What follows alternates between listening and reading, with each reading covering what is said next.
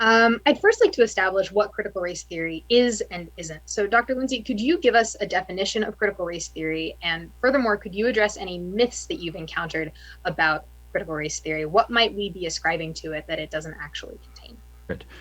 Is that it is a philosophy that takes as it the organizing principle of society systemic racism. So it holds this idea that systemic racism springs from a system that was organized in white supremacy, and that is the fundamental organizing principle of society. In other words, that society is organized entirely or nearly entirely in systems of power, and those systems of power are organized around race, and they are organized around race under a doctrine known as white supremacy that white people created to reserve privilege, power, opportunity, resources, etc., for themselves, and to racialize the rest of the world as people of color or especially black in order to exclude them.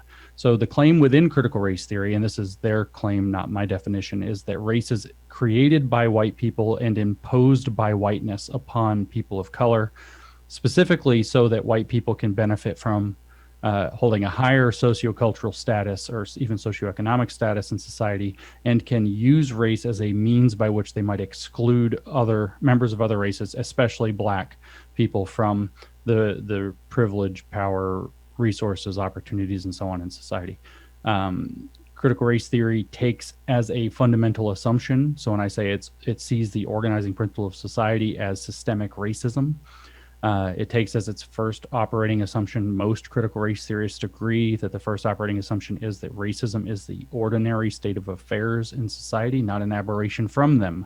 So the kind of boiled down, to quote a Washingtonian for you, boiled down version of that from Robin DiAngelo is the question under critical race theory is not, did racism take place, but rather how did racism manifest in this situation, because the assumption is that it is there. It is the ordinary state of affairs, not an aberration from them.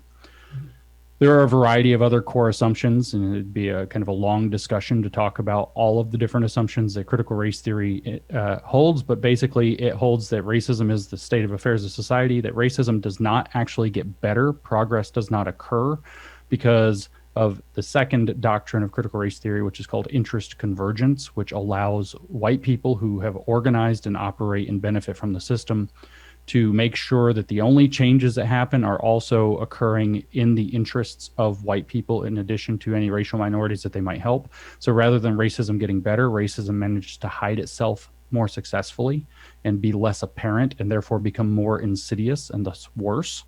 And critical race theory has the idea of using a critical eye to find that more and more hidden racism. So whereas we might look back at the civil rights movement and say, wow, we really took a step toward getting over racism. We pushed racism out of the law. We passed laws to make sure that racism would stay out of institutions. We started making massive sweeping cultural changes that have not eliminated but have dramatically diminished the impact of racism in a day-to-day effect. What critical race theory would say is white people figured out very insidious ways, and this would include Derek Bell, who analyzed, say, Brown versus Board of Education and all of the civil rights things that happened in the 60s, all the way through to the people writing today. They would say that white people very insidiously learned how to hide racism better so they can maintain their white supremacist superstructure to society and maintain systemic racism.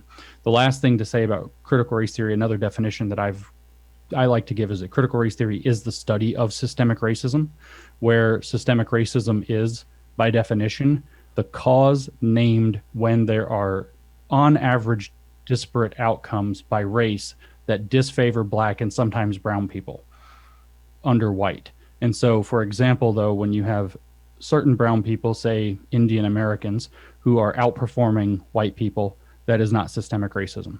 That is, in fact, them buying into whiteness because the white supremacy is the superstructure. So, but when you have, say, Latinos underperforming or blacks underperforming whites, that is systemic racism. So if you see on average differences in outcomes, there must be systemic racism present.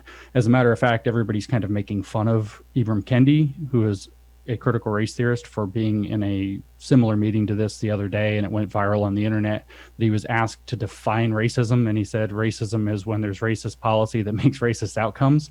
And everybody says he can't even give a definition of racism, but that's exactly what I just said. It is, if there are certain on average differences by racial category, then racism is the given cause for that. That's the name given to people who are brown or black in certain circumstances did worse than whites, and that must be caused by a system of racism. So that's my definitions, I guess, for critical race theory, including kind of their definition for critical race theory.